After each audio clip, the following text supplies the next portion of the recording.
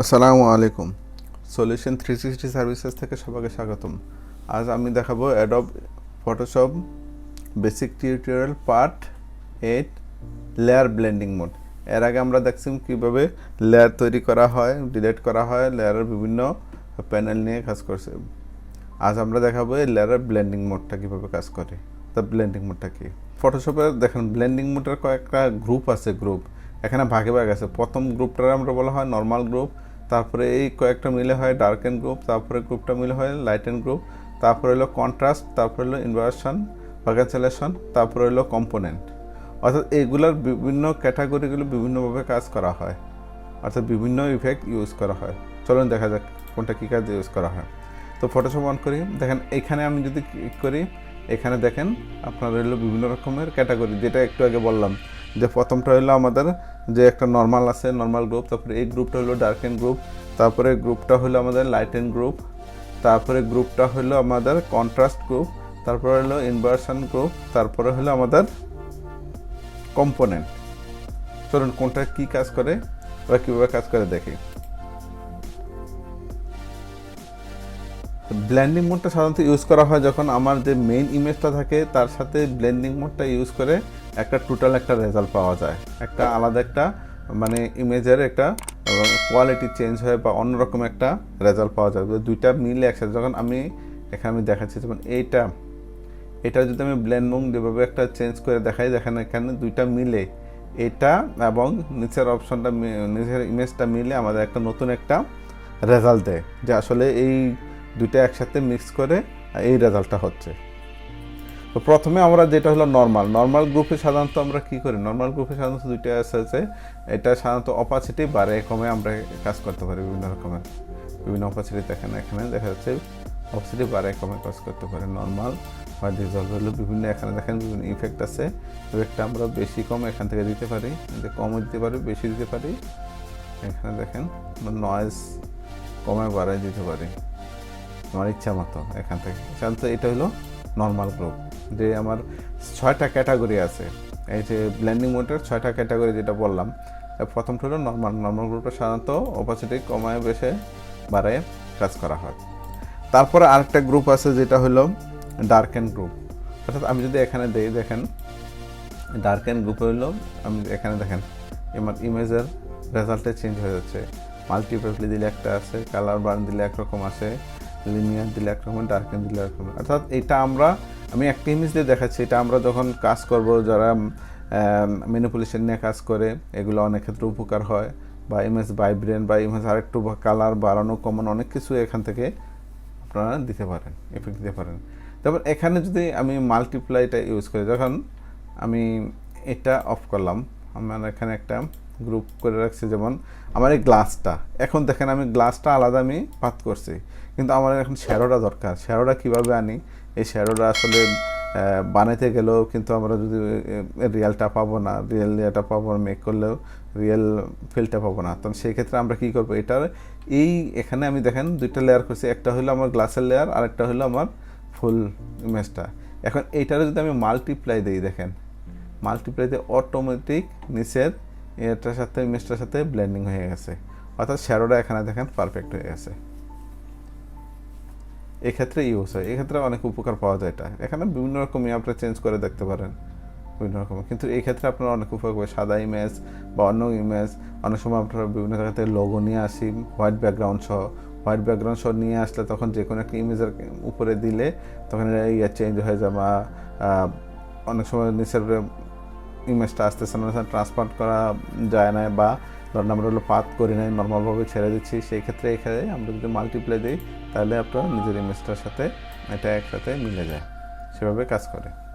তো এটা গেল সাধারণত আমাদের ডার্কেন গ্রুপটা। তারপরে আমার হলো যে লাইটেন গ্রুপ। ইমেজটা যদি একটু লাইট করবো ইয়ে করতে চাই, যেমন যেই ইফেক্টটা দেবো আমি এক কালারে দিতে পারি, বা আমি এখানে মাল্টি কালার দিয়েছি বিভিন্ন রকম বোঝানোর জন্য। সেক্ষেত্রে যদি আমি দেখেন এখানে লাইটেন দিই, ইমেজটা অটোমেটিক লাইট হয়ে গেছে। আগে কীরকম আসলে এখন লাইট হয়ে গেছে। এটা এক কালারে দিলে এক কালার, আপনারা যদি এটা ছাড়া যদি আপনি এখানে ধরেন যে কোনো একটা কালার দিলাম, এই কালারটার মধ্যে আমি দেখেন এখানে বিভিন্ন রকম ইফেক্ট। আমি যদি এখানে ধরেন নিল আমার কি আছে যেন আমি এখানে যদি আমার ইমেজটার মধ্যে আমি একটু যদি কন্ট্রাস্ট আরও বেশি বাড়াতে চাই, আমি যদি ব্ল্যাক অ্যান্ড হোয়াইট দিই,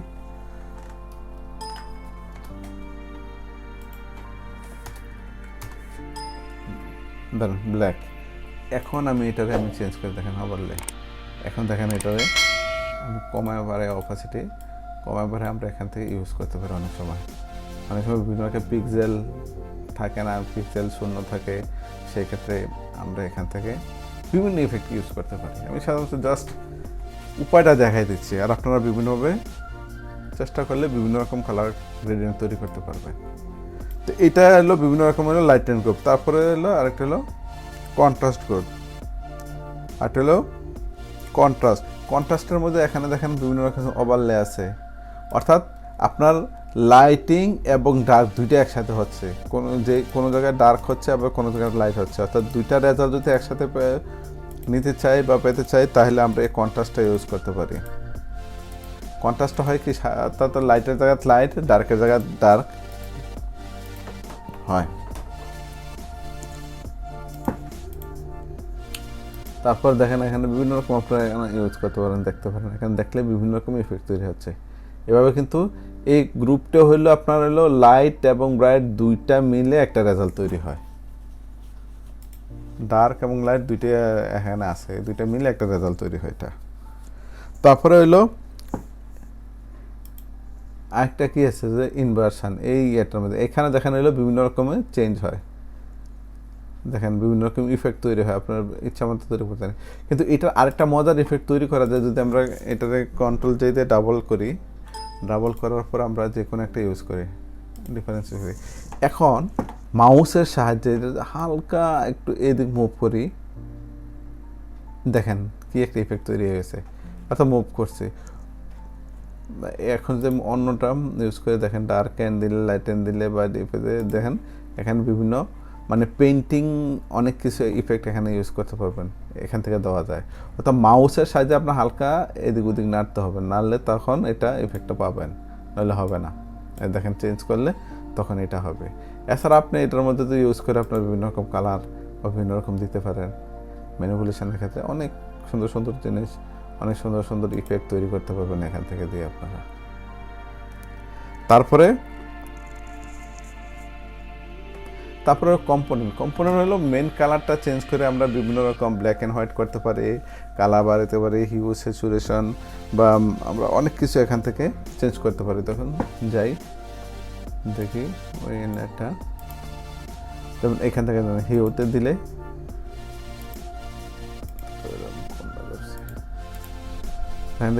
দেখেন এখানে কালার চেঞ্জ হয়ে গেছে। এখানে আমি স্যাচুরেশন দিলে মানে স্যাচুরেশন চেঞ্জ হয়ে গেছে। এবার কালার দিলে বিভিন্ন রকম, এখানে লুমিনোসিটি দিলে বিভিন্ন রকম আছে।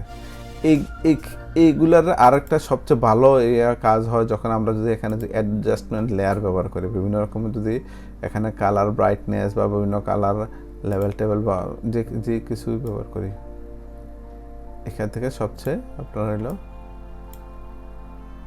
ভালো রেজাল্ট পাওয়া যায়, যেটা করা যায়।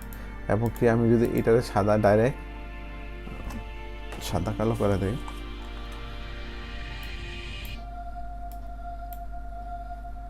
দেখেন এখানে একটা রেজাল্ট তৈরি হয়েছে। এখানে এটার ভিতরে আরেকটু কন্ট্রাস্ট বা একটু বাড়ানো হলো। এখন এটার আপনি অপাসিটি বাড়ায় কমে এখান থেকে বিভিন্ন কালার দিতে পারেন, লাইট কালার, ডার্ক কালার, বিভিন্ন রকম কালার এখানে তৈরি করতে পারেন। ঠিক আছে, তো এইটাই এই 6টা ক্যাটাগরি দিয়ে কিন্তু আপনারা অনেক কিছু করতে পারেন। ইমেজের যে কোয়ালিটি, ইমেজের লুকিং চেঞ্জ করে ফেলতে পারেন এবং ম্যানিপুলেশনের জন্য অনেকে ভালোভাবে কাজ করতে পারবেন এখান থেকে। তো আশা করি এই টিউটোরিয়ালটা আপনাদের অনেক উপকারে আসবে। যদি উপকার আসে অবশ্যই যারা সাবস্ক্রাইব করেন নাই তারা সাবস্ক্রাইব করবেন, আর শেয়ার দিতে ভুলবেন না এবং লাইক কমেন্ট করবেন। আজ এই পর্যন্ত, আল্লাহ হাফেজ।